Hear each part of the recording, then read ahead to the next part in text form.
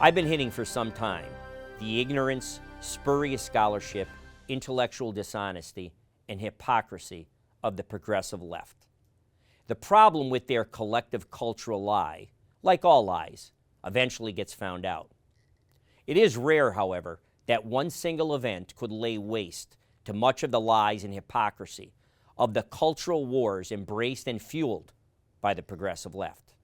That event took place recently, the despicable terrorist attack by Hamas against Israel and its citizens.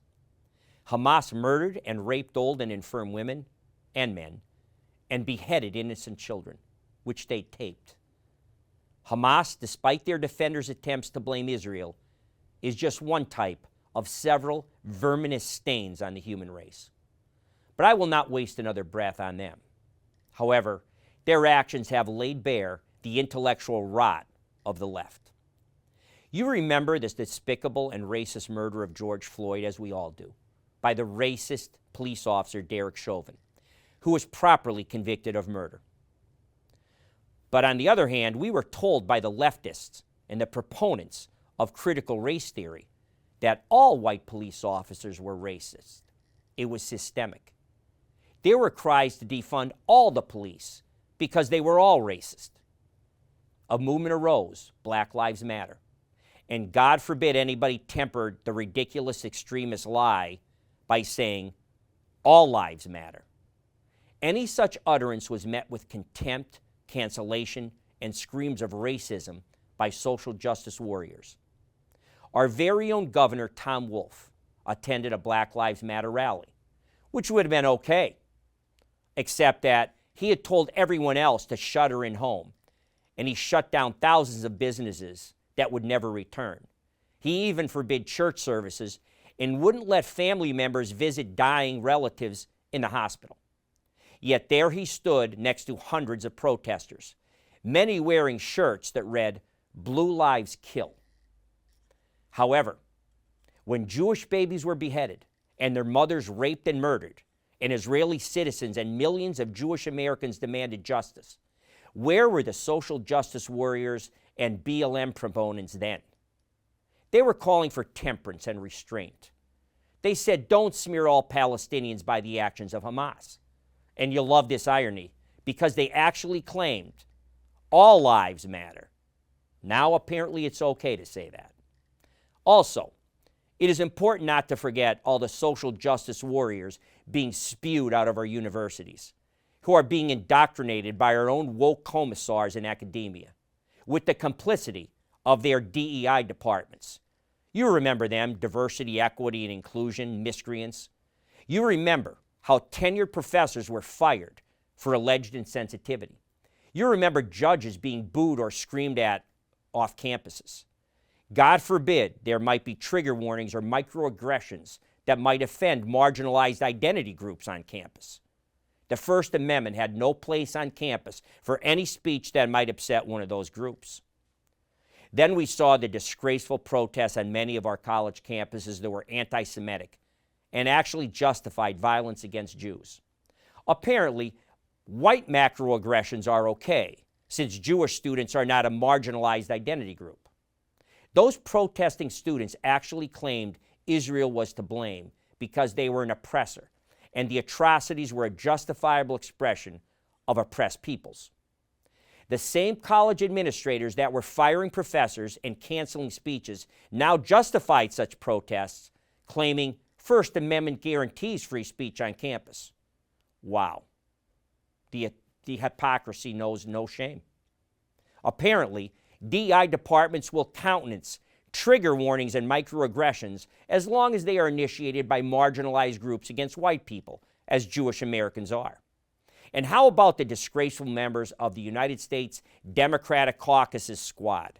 You know, Rashida Tlaib, Ilhan Omar, Alexandria Ocasio-Cortez, Jamal Bowman, Cori Bush, Pramila Jayapal, and Summer Lee, to name just a few.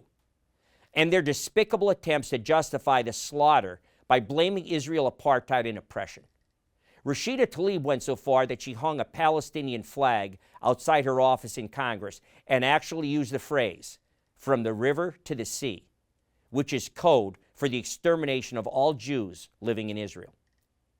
Now that you've heard some of my opinions, I will now quote from other members in the media who are as outraged as me. The first is a quote from Bret Stephens, the Jewish award-winning journalist of the New York Times, who took his own newspaper, the Times, to task for their initial reporting that had blamed Israel for the destruction of a hospital in Gaza, that U.S. intelligence actually established was fired by Hamas-controlled territory from the Gaza Strip. Israel had nothing to do with it. Now I'll begin his quote. What was October 8th? Question. It wasn't just a day after the single greatest atrocity against Jews since the Holocaust, an atrocity whose details were impossible to miss because the perpetrators made sure to film them. It was the day the atrocity was celebrated, not just in places like Tehran, but also on the streets of Manhattan and on too many college campuses. And it was a day in which, on October 8th, Jews woke up to discover who our friends are not. Our friends are not those members of the Black Lives Matter movement, whose stickers and lawn signs so many American Jews posted in allyship after George Floyd's murder, who celebrated October 7th with a post extolling the Hamas paragliders who slaughtered Jews at a music festival. Black Lives Matter chapters later apologized for the since-deleted post, but the apology isn't accepted. They knew what they were doing. Our friends are not at universities, where every third building seems to be named for a Jewish benefactor. Schools like Stanford, which now defends the rights of students to chant from the river to the sea, a call for the annihilation of the entire state, on free speech grounds, are often the same places that, only recently, barred a student from campus for a racist social media post. Free speech is fine as a standard, not as a double standard. Our friends are not those in academic and corporate DEI offices or the diversity trainers who think that Jews don't count as a minority. Diversity that thinks only of race is anti-diversity. End quote. Now I will quote from a letter to the editor that appeared in the Scranton Times by Adele Koschenbach. Begin quote.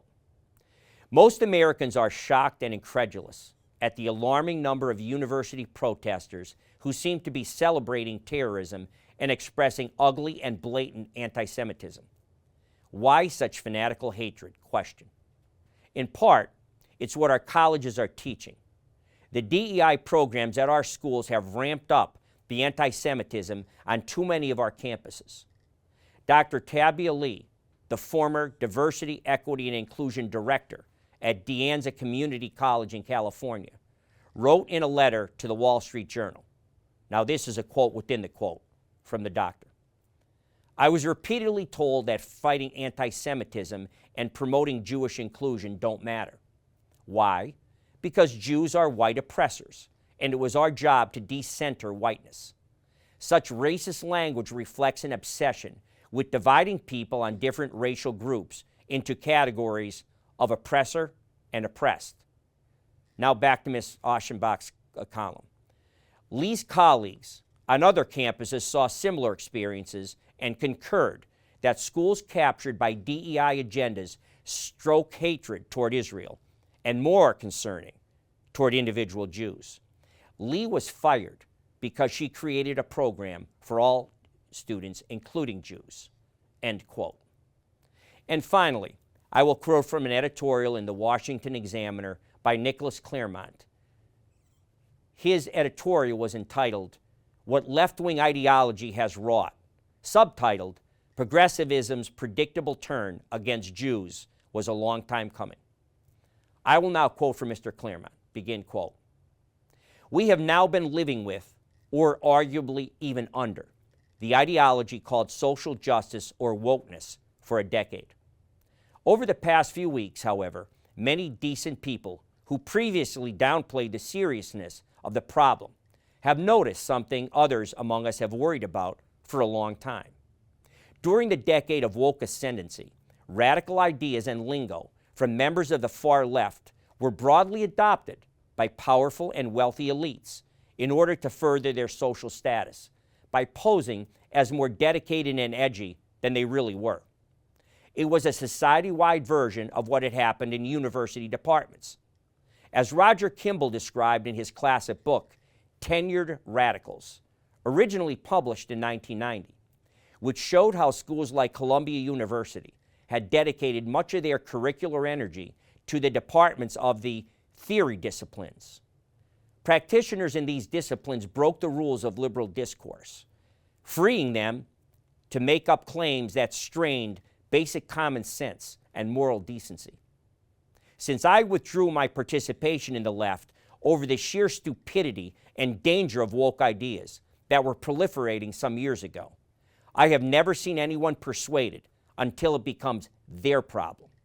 People deny the sweeping, dangerous changes have taken place until some particular example drives home the point that there is something deeply destructive and anti-intellectual and manipulative abroad in the culture, that it travels under the banner of the left, and it is usually able to convince decent people of indecent things by making it fashionable to use slogans and buzzwords and cliches to manipulate the public vocabulary. We have all heard enough theory, abstraction, and jargon from the left. At a certain point, it is time to develop an ear for terms like this from the left's radical and academic worlds. And when you do hear them, hear only alarms. End quote. It is tragic that it took the butchering of innocent civilians and children for the progressive left to realize what they have countenanced with their virtue signaling.